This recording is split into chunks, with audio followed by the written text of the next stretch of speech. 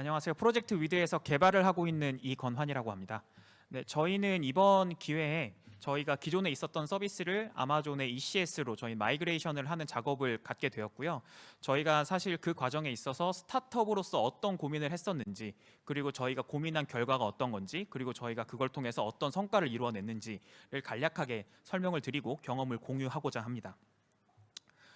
저희 이번에 프로젝션은 이렇게 진행이 됩니다. 그래서 제일 처음은 저희 회사에 대한 간략한 소개가 필요할 것 같아서요. 간략한 소개를 진행을 하도록 할 예정이고요. 그리고 그 다음에 저희가 스타트업으로서의 겪었었던 어떤 문제점들이 있었는지에 대해서 다 간략하게 설명을 드리고, 그리고 저희가 왜 ECS를 선택을 하게 됐고, 저희가 ECS로 어떻게 옮기게 되었고, 그리고 마지막으로 옮긴 후기가 어떤지를 저희가 간단하게 이번 자리를 빌어서 공유 드리도록 하겠습니다. 저희는 위플레이 라이트라는 회사고요. 그 안에 프로젝트 위드라는 프로젝트 명으로 사업을 영위를 하고 있습니다. 저희의 갖고 있는 비전은 간단해요. 저희는 You Move, We Create이라 그래서 너희가 움직이는 걸 가지고 우리가 그걸 통해서 가치를 만든다라는 개념을 가지고 저희가 사업을 영위하고 있습니다. 그래서 저희는 사용자들이 움직이는 활동 데이터에 정말 관심이 많고요. 그 데이터를 가지고 밸류를 만들어야 되기 때문에 저희는 그거를 위한 테크니컬 백그라운드로 저희는 블록체인이라는 기술을 도입을 하게 되었습니다. 그래서 저희 비즈니스 구조는 이렇게 생겼어요. 그래서 스트럭처가 조금 복잡해 보일 수는 있는데요. 좀 굉장히 심플하게 보실 수도 있습니다. 그래서 사용자가 유저가 생성하는 유저 제너레이션 데이터를 저희는 모은 다음에 그거를 블록체인으로 패킹을 해서 그걸로 이제 가치를 만들어내는 그런 서비스 라인을 갖고 있고요.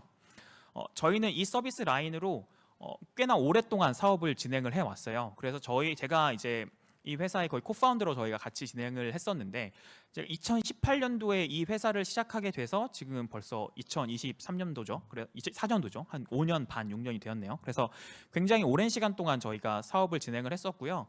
처음에는 저희 프로젝트로 하나로 시작했었던 사업 자체가 더 많은 프로덕트로 늘어나게 되었습니다. 그래서 기 설명드렸던 그 비즈니스 스트럭처 안에서 저희는 저희 독자적인 프로덕트뿐만 아니라 우리나라에서 가장 큰 축구 관련 리그겠죠. 그 K리그, 그 다음에 대한축구협회, 그 다음에 아시아에서 가장 큰 축구 유관 기관인 AFC와 같이 여러 가지 프로덕트를 개발을 하고 운영을 하고 있습니다.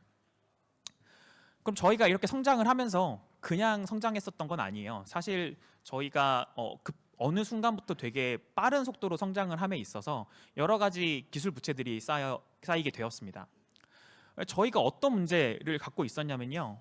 첫 번째로는 저희 관심사가 너무나도 다양했어요. 아까 보셨던 것처럼 비즈니스 스트럭처가 그렇게 간단하지가 않습니다. 그래서 그런 복잡한 비즈니스 스트럭처를 저희가 갖고 있었기 때문에 저희는 뭐 스포츠 마케팅뿐만 아니라 어떤 K리그라는 조직, 그 다음에 대한축구협회라는 조직, 그 다음에 아마추어 축구 선수들이 움직이는 그들이 만들어낸 데이터에 대한 고민들, 그 다음에 AFC나 뭐 정말 여러 가지, 그리고 마지막으로 블록체인까지 정말 여러 가지 고민을 하게 되었고요. 그러다 보니까 정말 많은 그리고 다양한 형태의 개발 스펙들을 사용할 수밖에 없었습니다.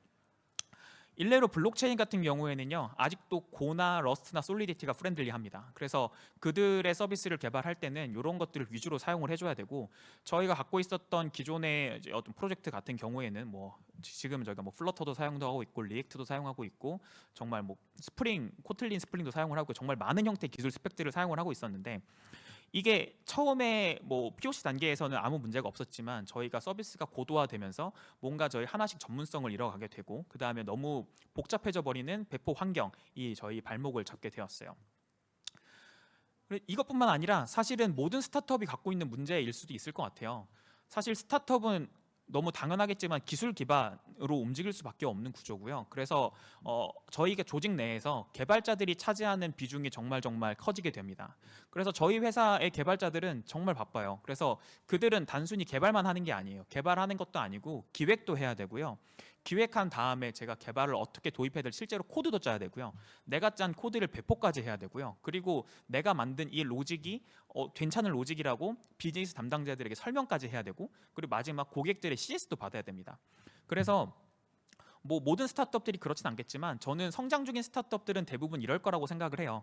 그래서 정말 모든 한 명 한 명 개발자들이 너무 소중하고 정말 중요한 사람들이겠지만 그들이 문제는 너무나도 중요한 키맨이 되어버렸다는 거죠. 그래서 대체가 정말 어려운 인력이 되었다는 문제점을 또 갖고 있었습니다. 그리고 앞서 말씀드렸듯이 저희가 K리그나 대한축구협회, 그다음 AFC와 관련한 서비스들을 많이 런칭을 하게 되면서 트래픽이 그렇게 일래스틱하게 늘어나지 않는다라는 생각을 했어요. 그래서 트래픽이 그렇게 점진적으로 늘어나지가 않습니다. 그래서 일례로 저희가 얼마 전에 K리그 개막을 했어요. K리그 개막할 때 이제 FC 서울과 인천 유나이티드 경기가 있었는데 상암 월드컵 경기장에 참여 인원만, 그 관객 수만 5만 2천 명이 들어왔었습니다. 그래서 저희는 K리그와 관련된 유관 서비스를 진행을 하고 있기 때문에 직관하는 사람들뿐만 아니라 온라인으로 보는 사람들, 정말 많은 사람들이 있겠죠. 근데 문제는 그 사람들이 항상 저희 서비스를 쓰지 않아요. 그 경기가 있을 때, 그 이벤트가 있는 순간에, 그 순간에만 사용을 하기 때문에 어떤 특정 스팟에 정말 높은 트래픽이 과도하게 몰리는 그런 문제점을 확인을 할 수가 있었어요. 그래서 저희가 어떤 문제점이 있었고 저희가 무엇이 필요했냐면, 저희가 갖고 있는 다양한 관심사를 정말 작은 모듈로, 작은 유닛으로 분리하고 그걸 공통되게 관리를 해야 된다라는 생각을 했었고요.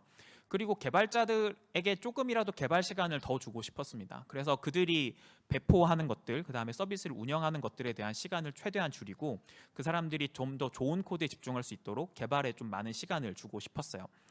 그리고 마지막으로 아까 보여드렸던 것처럼 저희가 특정 스팟에 몰리는 높은 트래픽을 저희의 운영 공수 없이, 저희의 손을 타지 않고서라도 그것들을 스케일 아웃을 해주길 바랬습니다. 그래서 저희는 이 문제점들을 해결하기 위해서 기존 아키텍처에서 어떤 아키텍처로 옮길 것이냐라는 고민에 있어서 컨테이너 기반의 완전 관리형 서비스, 그 다음에 완전 관리된 배포 파이프라인을 구축하자라고 저희는 다짐을 하게 되었습니다. 그래서 저희는 사실 이 완전 관리형 서비스, 컨테이너 기반의 완전 관리형 서비스라는 게 AWS에만 있는 또 개념은 아니거든요. 그래서 여러 가지 다양한 선택지를 놓고 저희는 고민을 했습니다. 그럼에도 불구하고 저희가 ECS를 선택을 하게 됐었던 가장 큰 이유는, ECS가 제가 뭐 다른 서비스들을 조금 더 딥하게 알아보지 않았기 때문일 수도 있겠지만 조금 더 자유로운, 그리고 조금 더 탄력적인 인스턴스 설정이 가능했었기 때문에 저희는 요거 하나로 ECS로 저희는 선택을 하게 되었어요. 그래서 ECS가 뭐냐라고 하면은 앞서서 계속 말씀드렸던 것처럼 완전 관리형 컨테이너 기반 서비스다라고 좀 간략하게 설명드릴 수도 있겠지만, 요거는 AWS 공식 홈페이지도 있는 도식이에요. 그래서 아키텍처를 간단하게 좀 보여드리면, 이런 형태로 ECR이라고 하는 도커 허브 같은 도커 이미지가 올라가 있는 어떤 레지스트리가 존재를 하고요. 그 레지스트리에 있는 이미지를 바탕으로 저희가 어떤 작업을 할 건지 태스크에 대한 정의를 하게 됩니다. 그리고 저희가 정의한 태스크가 런타임에서 돌아가야 되는 컴퓨터가 필요하겠죠. 버추얼 머신이 존재하고 있고요. 저희는 그것마저도 완전 관리형인 파게이트를 사용을 하고 있습니다.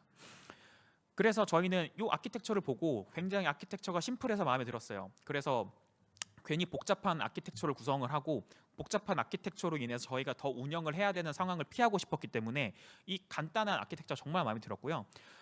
그래서 저희는 뭐 두 가지만 고민을 하면 됐었습니다.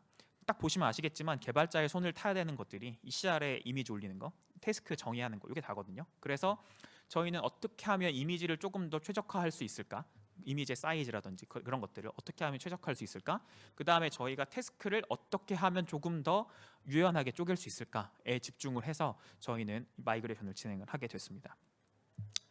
마이그레이션은 어떻게 진행됐었냐면요, 첫 번째로는 저희가 기존에 운영했었던 어떤 아키텍처에 대한 분석을 먼저 진행을 했어요. 그래서 저희 같은 경우는 아까 말씀드렸다시피 2018년도부터 서비스를 운영을 했었기 때문에요, 그때 제가 제일 처음에 이 회사에 들어와서 제가 만들었었던 그 되게 오래되죠, 한 6년 정도 된 올드 패션한 그 어떤 구조를 사용을 하고 있었어요. 그래서 뭐 다들 아시겠지만 앞에 웹서버 두고 뒤에 서버 올려놓고 웹서버랑 서버 연결해 놓고 앞에 버추얼 머신이니까 버추얼 머신들 이미지 떠가지고 자동으로 올라갈 수 있게 뭐 인스턴스 그룹 만들어 놓고 그거를 오토 스케일링 할 수 있는 뭐 그런, 앞에 LB 세워놓고 그다음에 뭐 L7 레이어에 LB 세워놓고 처리하는 요런, 그냥 뭐라 그러죠, 되게 교과서적이고 가장 심플한, 그 당시에 가장 심플한 형태의 저희가 아키텍처를 구성을 했었어요. 그래서 저희는 대부분의 아키텍처가 이런 식으로 구성이 되어 있었고요. 요 다음은, 이게 뭐 사실은 완벽하게 맞는 도식은 아니에요. VPC가 사실은 다 세분화돼서 구분이 되어 있어야 되는데 제가 이 지면이 조금 부족해서 이렇게 적어놨습니다. 저희는 또 아까 말했던 그 조그만한 모듈을 가지고 MSA를 나름 해보겠다고 서비스가 저희가 정말 많거든요. 6개의 서비스를 운영하고 있기 때문에 그것들에 대해서 공통적으로 사용할 수 있는 모듈을 분리하고자 공통적으로 저희가 쓰는 부분들을 다 모듈화해서 서버를 구성을 해 놓았던 상태였습니다. 사실 이 당시에는 이게 좋다고 생각을 했었는데 막상 마이그레이션 하다 보니까 이것 덕분에 조금 빡셌던 그런 문제는 있었어요. 그럼 저희가 기존에 있었던 저희의 아키텍처를 분석을 해봤고 그럼 어떻게 옮겨볼까라는 고민을 하게 됐고요. 저희는 이왕 옮기는 거 저희가 갖고 있었던 가장 큰 컨선이었던 운영에 대한 오퍼레이션에 대한 공수를 줄여보자라는 문제가 그 어떤 요구 사항이 있었기 때문에 저희는 데이터베이스도 패치까지 다 해주는 완전 관리형 서비스, 오토 스케일링까지 해줍니다. 그래서 오로라를 사용을 하게 됐고요. 그 다음에 ECS, 그 다음에 뭐 ALB 이렇게 올려놓는 정말 심플한 형태의 아키텍처를 모듈로서 구성을 하고 이걸로 옮기기 시작했어요. 이거는 저희가 갖고 있는 ECS에 대한 도식인데 사실 이거는 뭐 저희가 특별하다기보다는 아마 ECS 구성하시는 분들은 다 이렇게 할 거예요. 아마 VPC 깔아놓고 앞에 인터넷 게이트웨이 깔아놓고 뭐 안에 넷 게이트웨이 설치해놓고 뭐 그거에 따라서 안에 뭐 ALB 세워놓고 그다음에 프라이빗 존에는 뭐 저희 서비스 해야 되는 ECS 세워놓고 아마 대다수 분들이 이렇게 하시는 걸로 알고 있어서 그냥 거기 아마존 ECS 딱 들어가 보면은 베스트 프랙티스라고 올려놓은 게 있거든요. 그래서 그거 참고해서 저희는 아키텍처를 구성을 하게 됐습니다. 그 다음에 저희가 했었던 거는 우린 이렇게 아키텍처를 지금까지 쌓아왔었고 그 다음에 우린 이렇게 옮길 거야 라는 걸 정의한 다음에 언제 저희가 갖고 있었던 서버들의 한 지면 때문에 다 못 넣었지만 한 70% 정도 되는 저희 운영했었던 서버들입니다. 그래서 이것들을 각각의 서버를 어느 시점으로 어떻게 옮길 것인지에 대한 스케줄링 작업을 진행을 했고요. 요거 같은 경우에는 제일 처음에는 옮겨야 되는 어떤 목록들을 정의하고 그 다음에 그 각각 VM별로 저희가 어떻게 마이그레이션 일정을 잡고 옮길지에 대한 고민을 한 다음에 다시 설정을 해놨고요. 그 다음에 마이그레이션 완료 트래픽 이전이라고 적어놨니 너무 당연한 얘기라서 했습니다. 그럼 ECS로의 이사 과정이 그냥 모든 게 다 순탄하기만은 했느냐는 아니었어요. 왜냐하면 저희는 운영되고 있었던 서비스가 있는 회사였었고 그 서비스가 모르겠습니다. 그 대형 서비스들에 비해서는 뭐 전국 서비스에 비해서는 뭐 규모가 작을 수는 있어도 충분히 임팩트가 있을 만한 서비스들이었거든요. 그래서 아무래도 마이그레이션을 위해서는 데이터베이스를 멈춰야 되는 문제가 있었기 때문에 그 부분에 있어서는 저희가 AWS의 DMS라는 툴을 저희가 고려를 했었다라고 좀 설명드릴 수 있을 것 같고요. 그 다음에 저희가 사실 제가 지금도 겪고 있고 가장 크게 겪었었던 문제점이 두 번째 문제점인 것 같아요. 그래서 요거는 제가 옛날에 제일 처음 저희 사업을 시작했을 때 네트워크 비용을 조금 더 줄여보기 위해서 프론트 단에서 그러니까 모바일 어플리케이션 앱이 있다고 하면 모바일 어플리케이션 앱에서 저희 직접 파일 스토리지로 저희가 데이터를 그러니까 그 정적 데이터죠. 뭐 이미지라든지 영상이라든지 이런 것들을 옮기는 형태로 저희가 아키텍처를 구성을 했었습니다. 이게 서버를 거쳐서 올라가게 되면 아무래도 부하가 2번 생기기 때문에 그걸 좀 줄이기 위해서 이렇게 설정을 했었었는데 근데 문제는 이렇게 하다 보니까 모바일 어플리케이션 같은 경우에는 버전이 저희의 원하는 대로 되지 않죠. 그래서 어떤 유저 뭐 예를 들어서 뭐 30%의 유저는 저희가 마이그레이션 하기 전 코드의 어플리케이션을 쓰는 유저가 있을 거고 그다음에 뭐 70%의 유저는 저희가 새로 만들어낸 아키텍처에 적용되는 모바일 어플리케이션을 사용하는 유저가 있었을 거라서 이 부분에 대해서 고민이 좀 많았는데 저희는 AWS의 데이터 싱크라는 기능을 사용을 해서 저희가 이전에 사용했었던 스토리지와 저희가 이번에 새로 옮기는 S3 스토리지 간의 연동을 통해서 해결을 해보자라고 생각을 했었습니다. 그 다음에 뭐 3번은 좀 사소한 문제였었던 것 같고요. 4번 같은 경우에도 이제 IP 필터 적용한 외부 서비스랑 연결하는 부분도 저희가 ECS의 아웃바운드 IP를 고정함으로써 저희가 일부 해결했다라는 거를 말씀드릴 수 있을 것 같아요. 그래서 여기까지가 이제 저희가 기존에 있었던 버추얼 머신들을 ECS로 옮기는 과정들이었고요. 그 다음에는 저희가 아까 말씀드렸던 것처럼 개발자들이 배포하는 시간을 조금이라도 줄여주고자 하는 마음이 있었기 때문에 저희는 완전하게 CI/CD도 자동화하고 싶었습니다. 물론 이거에 대해서 어느 정도 사이드 이펙트라든지 문제는 생길 수 있겠지만 저희가 그런 모든 상황들에 대해서 제가 관제를 할 수는 없겠지만 그래도 저는 그것보다는 개발자들에게 조금 개발 시간을 더 주는 게 중요하다고 판단을 했거든요. 예, 그래서 저희 같은 경우에는 GitHub 액션을 통해서 Git으로 형상 관리를 하고 GitHub 액션으로 들어오는 어떤 푸시 메시지, 푸시 상황들, 이벤트들을 핸들링해서 그걸로 이제 이미지를 빌드를 해서 ECR로 올리고 뭐 코드 빌드를 통해서 뭐 쭉 빌드를 하고 그 다음에 ECS까지 자동화해서 배포하는 형태의 CI/CD 파이프라인을 구축을 하고 현재 모든 서비스의 운영을 하고 있습니다.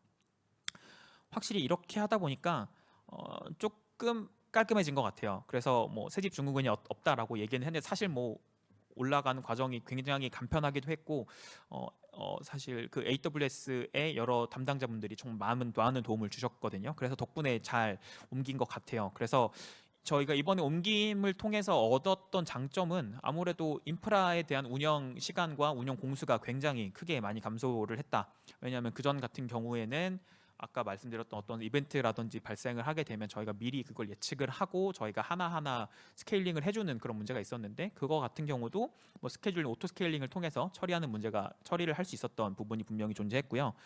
그 다음에 설명드렸던 것처럼 저희가 기존에는 굉장히 복잡한 이 다음 장표에 설명드리겠지만 복잡한 형태의 배포 파이프라인을 가졌었는데 그거를 자동화시킴으로써 배포 시간을 거의 없다시피 할 정도로 감소를 시켰고요. 그 다음에 아무래도 이렇게 이미지 기반의 완전 관리형 서비스들을 사용을 하다 보니까 조금 개발자들에 대한 의존성이 조금은 줄어들었던 것 같아요. 예, 그 부분도 확실히 장점이라고 생각을 할 수 있고요. 그 다음에 뭐 트래픽에 따른 안정적인 서비스를 가능하게 됐었다. 아까 말씀드렸던 오토 스케일링에 관한 이야기입니다. 그래서 배포 시간이 어떻게 감소됐냐라고 조금 더 자세하게 말씀드리면 저희는 사실 기존에는 굉장히 아날로그적으로 운영을 했었어요. 사실 서비스가 오래된 서비스이기도 하고 POC로 만들었었던 코드들이 아직도 개발 부채로 남아 있었기 때문에 저희는 보통 GitHub에 코드를 올리면 코드 리뷰를 한 다음에 코드를 다시 풀을 받아서 버추얼 머신에서 그 환경을 만들어 놓고 그 다음에 버추얼 머신에서 제가 미리 만들어 놨던 쉘 스크립트를 통해서 배포를 하는 형태로 작업을 했었습니다. 그리고 나름 또 무중단 서비스를 위해서 엔진엑스 설정도 바꿔줬었고요. 근데 요거 같은 경우가 지금 같은 경우에는 그냥 완벽하게 자동화를 해놨기 때문에 그냥 버튼 하나 클릭하면 자동화되도록 만들어 놓아서 아무래도 좀 많은 운영의 효율화를 가져올 수 있었다라고 설명드릴 수 있을 것 같아요.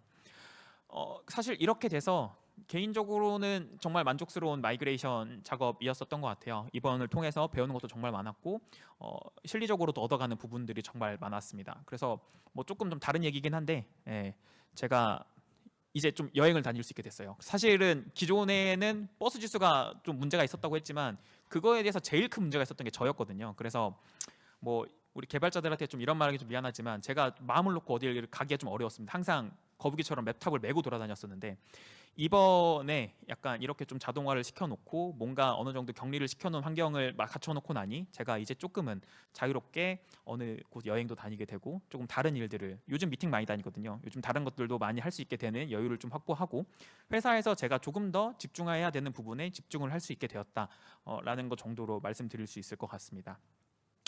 그래서 제 발표는 여기까지고요. 혹시 더 궁금하신 사항이라든지 마이그레이션에 있어서 조금 필요한 경험이 있으시면 제 옆에 QA 데스크에 있을 테니까 와주셔서 많이 물어봐 주시면 감사하겠습니다. 네, 발표는 여기까지 마치도록 하겠습니다. 감사합니다.